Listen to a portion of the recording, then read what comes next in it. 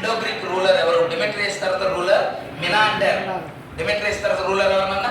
మినాండర్. ఈ మినాండర్ నాగసేన అనేటువంటి ఇద్దరు వ్యక్తుల మధ్య జరిగిన డిబేట్ ఈ డిబేట్ మూలంగా రాయబడినటువంటి బుక్ ఏదంటే మిలింద పన్హా అంటారు.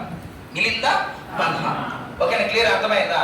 అదేవిధంగా మనం ఏం చెప్తాం, ఇంకా ఈ Indo Greeks first gold coins print చేసినటువంటి యూరోపియన్స్, ఫస్ట్ ఇండియాలో ఫస్ట్ గోల్డ్ కాయిన్స్ ని ప్రింట్ చేసినటువంటి యూరోపియన్స్ ఎవరంటే ఇండో గ్రీక్స్. ఎవరంటున్నాం?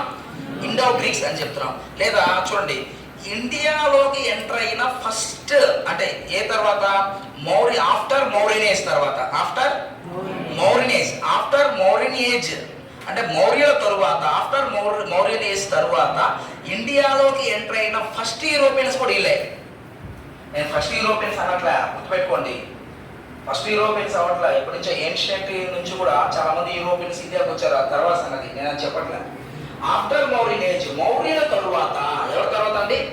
మౌర్యుల తరువాత, మౌర్యుల అనంతరం భారతదేశంలోకి వచ్చిన ఫస్ట్ యూరోపియన్స్ ఎవరై అంటే ఎవరు? Indo Greeks.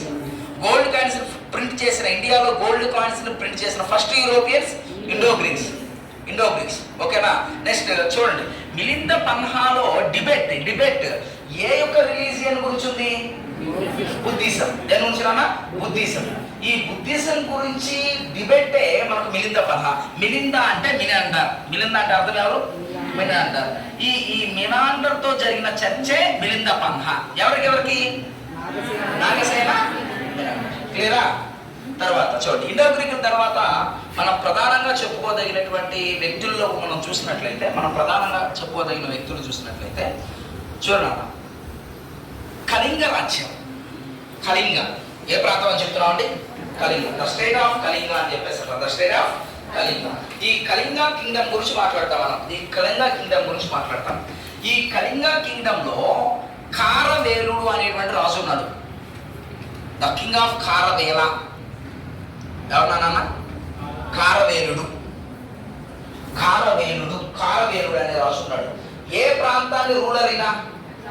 కళింగ ప్రాంతానికి రూలర్. ఈయన ఏ రిలీజియన్ కి సంబంధించిన వాడు అంటే జైన రిలీజియన్ కి సంబంధించిన వాడు. జైనిజం. ఈయన ఏ రిలీజియన్ కి చెందినటువంటి వ్యక్తి అంటే జైనిజం. అని అర్థమైందా? జైన మతానికి చెందిన వ్యక్తే ఎవరు? కారవేలుడు. ఈయన ఒక ఇన్స్క్రిప్షన్ వేశాడండి. ఈయన ఒక శాసనాన్ని వేశాడు. కారవేలుడు ఒక ఇన్స్క్రిప్షన్ వేశాడు. ఏంటి కారవేలుడు వేసినటువంటి ఇన్స్క్రిప్షన్ అంటే హాతీ గుంప